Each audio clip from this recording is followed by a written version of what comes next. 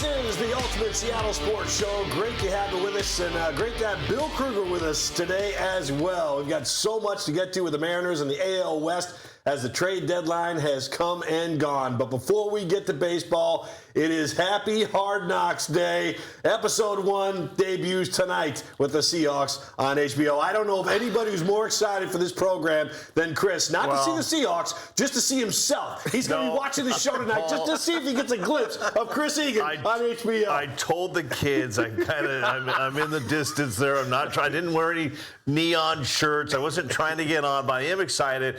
And there's good and bad with social media, but I love these little teasers. There's a little teaser that dropped. HBO put it out there. It's Coach McDonald, Nick Emanwari having a meeting, and it gets me fired up. I mean, I love little trailers because it fires you up. There's a new one out for Avengers Doomsday that's coming out not till Christmas time, but it's going to be fun tonight. Are you excited to watch it all, Bill? You know, I think I'm being pulled in. I'm not a huge Hard Knocks guy. I haven't watched it, but I think I'm intrigued to see how it all plays out in Seahawk land. Yeah, being pulled in is the best way to say it. But the key, and we had Damon Hewer on this show who was on Hard Knocks when he played for the Chiefs, guys, and he said, it's what do producers do? They try to bring out a little drama, a little chaos. They did that with some quarterback meetings with the Chiefs back in the day, and the Seahawks team that we know, there's no drama. Will there be after tonight? We'll wait and see. Yeah. I mean, I will say this about that HBO crew out there. There's about 40 of them on that crew. And the fact that they've been doing this for years now, but they were very excited and kind of re-energized when they came to Seattle because this is the Seahawks' debut on Hard Knocks. So they get to see that beautiful Lake Washington front there. Can I put money down right now? The first shot is going to be an eagle flying over the lake. I'll double down on that. It's going to be an eagle. Bald eagle. Bald eagle flying over the camp. Right, that's a good one, man. We should have a top 5, and what will be the top 5 chances to be the first shot of the show? All right, what's on the docket today? The Mariners will have their newest players in the lineup tonight when they open a series with the Tigers. We'll break down the trades and look across the rest of the league at some of the notable moves. AJ Gersh will join us from Baltimore. He'll give us a little more insight on Taylor Ward and what he'll bring to the Mariners. Then, of course, we'll head out to Seahawks training camp and hear from Mike McDonald and the players ahead of their Hard Knocks debut tonight. So let's get to some baseball. A slew of interviews planned for the Mariners today. Jerry DiPoto, Justin Hollander will discuss the ins and outs of the trades, and we'll hear from newly acquired Taylor Ward and Seranthony Dominguez. Bill, let's start with Taylor Ward. The M's give up a reliever, Alex Hoppe, and a couple of prospects to get him. Do you like that trade? Yeah, they needed a right-hand bat badly, and they needed someone that helped them in the outfield defensively. So I think he kind of serves both of those things. A guy that's hit 36 home runs in his career once. His home runs are down this year, only 7. A bigger left center in Baltimore, that's probably part of the reason. But this guy gets on base. He's got a .383 on-base percentage. He's a guy that's going to get a team that slugs and doesn't get a lot of movement on the bases. That's really going to help. Plus, he's an above-average defender. Left field, he'll have to play some right field most likely. Above-average thrower, above-average defender, and in an outfield that doesn't have a lot of great defense with Canzone and, of course, Rosarina in left field that it's asking Julio to do an awful lot of work. And with Taylor Ward out there, he really helps. And he's a proven veteran. This guy presents a presence in the lineup and a guy that's got the kind of power that when you're getting ready to face the Mariners, you have to think hard and fast about him a little bit before you start the ball game with your starting pitcher. Okay, I want to stay here with Taylor Ward, Bill, and we hear so much when you're a kid growing up and there's game changer and your parents get on there, batting average. Everybody looks at batting average. Yep. You mentioned the 3 words there, gets on base. That's on base percentage is what that comes from. How key is it that this guy gets on base? 1 out of every 3 at-bats, he's on base. Well, we saw what J.P. Crawford did for this team, over the years. He hasn't been quite as good this year, but getting on base. And when you've got sluggers, all it takes is a walk, a bloop, and a blast, and suddenly it's 3-0. That's the Mariner offense. They're not a team, as I say, ham and eggs a lot. They're not a lot of bat to ball, a lot of get the ball in play, a lot of singles, a lot of pressure. But with Ward, he gives that threat of the homer. And he can walk, and then that can lead to a big inning. So I think he really helps. He's a good runner, I wouldn't say a perfect fit, but a very good fit for this team. Plus, he gives you tilt. He's a right-hand hitter. They're light left, right on the right-hand side, and he's going to play all the time. So he's going to be a guy that's going to play against lefties and righties, but his numbers are appreciably better, over 400 on base, hitting .270 against lefties, so he gives you that extra lift on the tilt. All right, the M's were one of the first teams to make a trade ahead of the deadline, dealing Luis Castillo to the White Sox for reliever Seranthony Dominguez. You've told us on this show you are against trading a starting pitcher for a reliever. How do you view this trade? Oh, I think the Mariners are doing cartwheels. Even the old group of owners, they're doing cartwheels still today. They were able to move Castillo, get a proven reliever in Seranthony Dominguez, and get out from underneath Castillo's contract for this year and next year. The White Sox assumed that whole thing, and they held out to get it, and I think they were quite fortunate to get that, not because Luis can't pitch. It's just the market and the will of teams to take a guy who's on the back end of his career and accept all that money, that $25 million in the vesting option the year after that. I think the only thing that's a down about this deal is that they should have done it sooner. They were hamstrung in this really talented five-man rotation by sticking a sixth guy in it, whether it was the piggyback or the six-man rotation.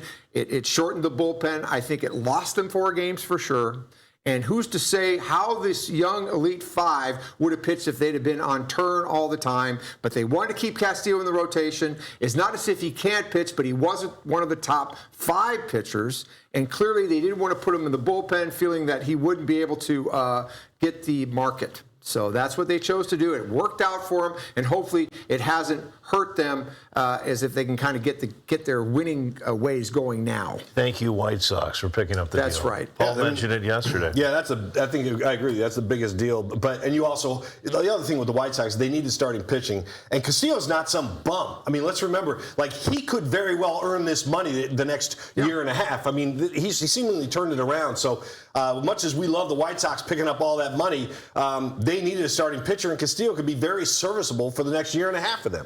Yeah, they're a young group, and having someone solid that's been there and done that, and maybe there's a tweak in there. Maybe they can get Castillo to change speeds a little bit more. Maybe get that changeup, pull the string, get it to turn over a little bit more. Work with his arsenal a little bit, because the arm strength is still there. In his mind, he's a great pitcher. He's extremely confident. This is a good offensive team. So I think that it could rejuvenate him. He's been kind of in that place where nobody respects me. I'm not really the guy that should be in the rotation, even though I should be. I think it's going to work out well for Luis. Another turn the page, a new opportunity for him. And the Mariners get Seranthony Dominguez, a guy with great arm, upper 90s fastball, a hard-breaking ball. He's closed games, but his control's a little shaky. The White Sox just couldn't get him to work at the end of games, too many base runners. The Mariners will start him in the middle and kind of advance him along. But this is a critical piece to their puzzle until Brash comes back. Yeah. All right, let's talk about the Mariners now. They open a 3-game series with the Tigers tonight. Tigers, by the way, outscored the Athletics 32-7 in a 3-game series over the weekend. So offense doesn't seem to be a problem for them right now. Tarek Skubal would have started for Detroit tonight. Instead, he'll make his Dodgers debut tonight against the Cubs. Bill, what'd you think of Skubal going to the Dodgers? Well, the rich get richer. Tarek Skubal, clearly the prize on the market. Every team had a chance to go out and acquire him, but they couldn't get the deal. Either they didn't have the gumption for the deal, or they couldn't match what the Dodgers were willing to offer. And I think that the Dodgers have a lot of advantage, because even if their deals don't work out, they don't care. They'll develop young guys, and if they don't, if the guy they acquired doesn't work out, they don't care. They'll go to the free agent market. They have an excess of riches to do this, and it bothers the market. It bothers the purist. But they're just competing at the highest level, just like the Yankees did back in the late 90s.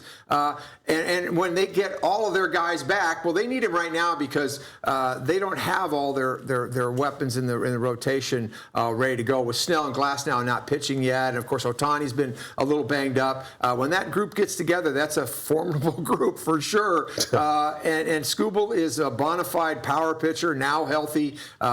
The Tigers had to turn the page. They weren't going to re-sign him. And, of course, taking $10 million on isn't for everybody. So baseball's got some issues to deal with with the way that the Dodgers are just going out of sight with what they're willing to pay compared to the rest of the league. Our producer extraordinaire, Dusty Baker's not going to like this, but the Dodgers had to go now. Betts is getting old. Teoscar's getting old. Right. Freeman's getting old. They had to attack now. I'm sorry, Sure. Dusty. One more year and you're done. All right, I'm moving on. Wow. Yeah, there we go. Let's look at the AL West. The Astros traded for Toronto outfielder Dalton Varsho. Well, the Rangers, they were relatively quiet, Bill, despite letting teams know no player was off limits. Which team do you think is the biggest threat to win the AL West right now for the Mariners? The Rangers or the Astros? I think it's the Astros. They're obviously on a bit of a winning streak. They've won 8 of their last 10. They've had a great month of July.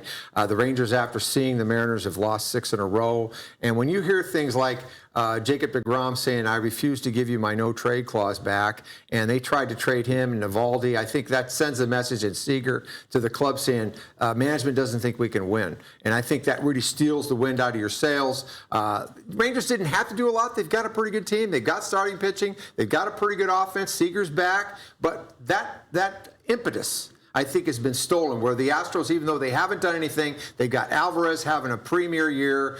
They've got Pena back at shortstop. They've got Hunter Brown back in the rotation. They're a better team than the one the Mariners saw earlier in the season, but they didn't really do a lot for their pitching. They picked up Varsho, and that's all they did. I think they needed to get another pitcher. They didn't quite get there, but I think it's the Astros that are the competition. I see the Rangers fading.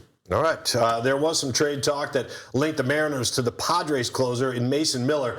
Padres need starting pitching like a lot of teams in the majors, and they ended up trading for Casey Mize and former Mariner and Cy Young winner Robbie Ray. Now, reports are the Padres wanted Cade Anderson from the Mariners in return for Miller. Would you have done that deal? No, not a chance. I think that he's a reliever. Starters are worth more than relievers, even though Miller's turning the lights out on everybody in baseball. He's unbelievable. But Cade Anderson is special. He's the best pitcher in the minor leagues right now, a left-hander with 4-pitch touch. He's just polished and ready to go. It's just there's no room for him to pitch in the big leagues, but he's going to be an impact left-hander for the next decade. The Mariners need to covet him and hang on to him. They've got Andres Munoz at the end. He was a little shaky this weekend, but he's been awfully good for the past 6 weeks. Stick with Munoz. I think that's your calling card. Miller is just an extravagance, and you just don't trade Cade Anderson. He's too good. I like you called an extravagance. I 100% agree with you, and it will be interesting to see what does happen with Matt Brash and how that helps out this bullpen as well.